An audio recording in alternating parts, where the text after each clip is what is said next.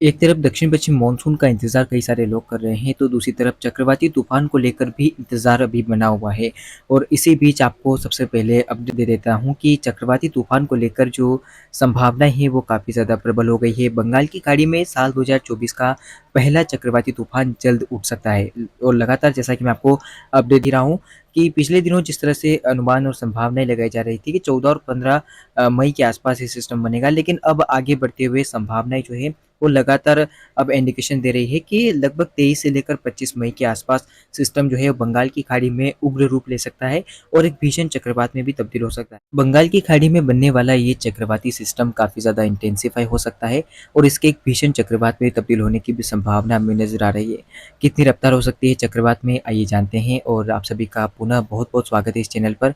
आपको बता दूं कि चक्रवाती तूफान को लेकर जैसा कि अनुमान में लगातार बता रहा हूँ आपको इसी चैनल पर, और आगे भी अपडेट देता रहूँगा। चूँकि आपको बता दूँ कि और चक्रवाती तूफान को लेकर जो आशंकाएँ हैं मानसून के आगमन से पहले वो लगातार बढ़ती जा रही है। अंडमान सागर में कल या परसों तक मानसून का आगमन हो जाएगा, यानी कि 20 मई के आसपास अंडमान निकोबार द्वीप समूह में मानसून के आगमन की संभावनाएं परिस्थितियां हमें नजर आ रही है। तो एक तरफ मानसून के आगमन को लेकर परिस्थितियां अनुकूल है, तो दूसरी तरफ चक्रवाती तूफान को लेकर भी आशंकाएं और परिस्थितियां अनुकूल होती हुई हमें नजर आ रही है।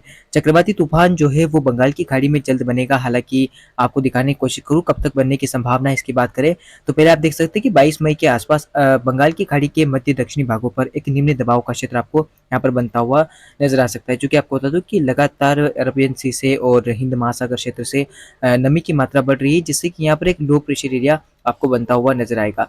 ये लो प्रेशर एरिया कब तक बन सकता है इसकी हम पहले बात कर लेते हैं।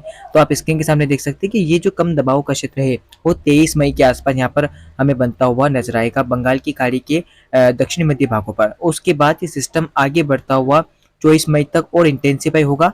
और लगातार जिस तरह से नमी की हवाएं मिल रही है तो काफ़ी ज़्यादा ताकतवर होने की संभावना इस सिस्टम की हमें नजर आ रही है। यानी कि 24 घंटे के दौरान ये सिस्टम जो है वो काफ़ी ज़्यादा इंटेंसिफाई हो जाएगा और संभावना ये है कि अब धीरे धीरे डिप्रेशन की ताकत लेना शुरू कर देगा। उसके बाद आप देख सकते हैं कि लगभग 24 के बाद 25 मई के आसपास ये सिस्टम जो है वो बंगाल की खाड़ी में और ज़्यादा ताकतवर होता हुआ हमें नजर आ रहा है। और स्क्रीन के सामने आप जैसे देख ही सकते हैं कि किस तरह से इसके इर्द गिर्द जो हवाएं हैं वो डिप्रेशन और फिर डीप डिप्रेशन की ताकत लेकर अब चलने लगी है। उसके बाद आप देख सकते हैं कि 25 मई के आसपास ये सिस्टम जो है वो हमें लग रहा है कि एक चक्रवाती तूफान में तब्दील होता हुआ नजर आ सकता है। और एक चक्रवात बनने के बाद तुरंत बाद आप देख सकते हैं कि एक भीषण चक्रवाती तूफान में भी तब्दील हो सकता है। लगातार जो ट्रैक हमें नजर आ रहा है वो ट्रैक मध्य बंगाल की खाड़ी से उठता हुआ सिस्टम पहले लगातार उत्तर पश्चिम दिशा में आगे बढ़ेगा और उत्तर में आगे बढ़ते हुए थोड़ा थोड़ा पश्चिम की ओर होगा। सिस्टम जो है लगातार आगे बढ़ता हुआ हमें संभावना है कि ओडिशा की ओर बढ़ सकता है।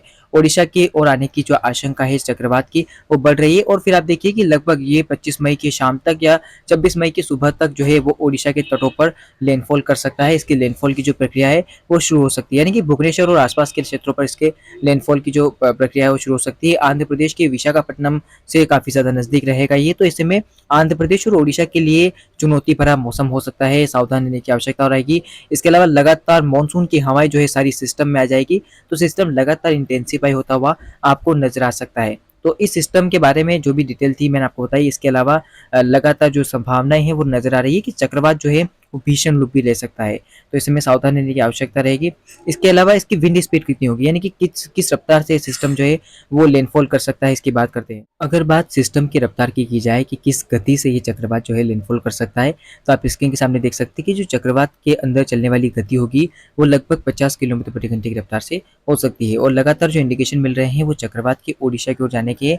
तो ऐसे में जब ये तटों के पास पहुंचेगा उस समय हवा की गति में कमजोरी आई है। हालांकि ये लगभग हम देखें तो 45 किलोमीटर प्रति घंटे की रफ्तार से लैंडफॉल की प्रक्रिया को पूर्ण कर सकता है, और ज़्यादा भी हो सकती है क्योंकि अभी बहुत सारा समय शेष बचा हुआ है, अभी काफ़ी ज़्यादा दिन है। तो ऐसे में समुद्र का तापमान भी बहुत ज़बरदस्त बना हुआ है, तो ऐसे में तापमान के अनुसार चलेंगे हम तो काफ़ी बेहतर रहेगा। और लगातार मानसून की हवाएं जो है वो इस सिस्टम में मिलेगी, तो सिस्टम इंटेंसिफाई होता हुआ हमें नजर आएगा। तो चक्रवाती तूफान से जुड़ा हुआ अपडेट का ये वीडियो आपने जाना, और इसी बीच लगातार मानसून की हवाएं आएगी तो केरल सहित दक्षिण भारत के कई राज्यों में काफ़ी भीषण बारिश होने की संभावना है। इसके अलावा ओडिशा, आंध्र प्रदेश और उप हिमालय पश्चिम बंगाल, साथ ही बिहार, झारखंड और देश के बाकी राज्यों पर भी इस चक्रवात का आपको असर नजर आ सकता है, क्योंकि लगातार इंटेंसिफाई होता हुआ ये सिस्टम जो है वो भारत के राज्यों को प्रभावित करता हुआ आपको नजर आ सकता है। तो ये था चक्रवात से जुड़ा हुआ कुछ अपडेट।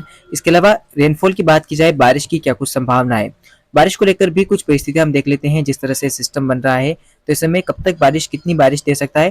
तो आप देख सकते हैं कि लगातार जो ये सिस्टम है इंटेंसिफ़ाई होगा, इसके बाद आगे बढ़ता हुआ सिस्टम और इंटेंसिफ़ाई होगा और 25 मई के आसपास बारिश की गतिविधियाँ जो है वो भारत के कोस्टल एरियाज़ में शुरू हो जाएगी। चक्रवात का सबसे ज़्यादा प्रभाव अगर कहीं आपको नज़र आ सकता है तो वो है, आप देख सकते हैं स्क्रीन के सामने किस तरह से भुवनेश्वर से लेकर विशाखापट्टनम, उसके बाद चक्रवाती तूफान का असर कोलकाता पर नज़र आ सकता है। इसके अलावा विशाखापट्टनम में काफ़ी ज़्यादा भीषण बारिश होने की संभावना में 25 मई के आसपास नज़र आ रही है। इसके अलावा बारिश का प्रभाव जो है मध्य प्रदेश, छत्तीसगढ़, साथ ही साथ इधर पूर्वोत्तर भारत पर रहेगा और उसके बाद जैसे ही ये लैंडफॉल की प्रक्रिया को शुरू करेगा, उस समय जो इसकी इंटेंस और साथ ही साथ जो बारिश की गतिविधियाँ हैं, बिहार, झारखंड, पश्चिम बंगाल और साथ ही साथ कुछ दक्षिण भारत के राज्यों पर हमें नज़र आ सकती है, क्योंकि मानसून आएगा तो मानसून के आगमन से पहले केरल, कर्नाटक में व्यापक बारिश होने की संभावना है और चूंकि चक्रवात बन रहा है तो इस समय बारिश का प्रभाव भी काफ़ी ज़बरदस्त नज़र आ सकता है। तो ये था चक्रवाती तूफान से जुड़ा हुआ कुछ अपडेट और लगातार जैसा कि मैं आपको बताता रहूँगा कि क्या कुछ संभावना रहती है चक्रवात को लेकर, किस इंटेंसिटी तक आगे चक्रवात जा सकता है, इसके ऊपर भी मैं आपको लगातार अपडेट देता रहूँगा। फिलहाल इस वीडियो में इतना ही, मिलते हैं अगले वीडियो में। धन्यवाद।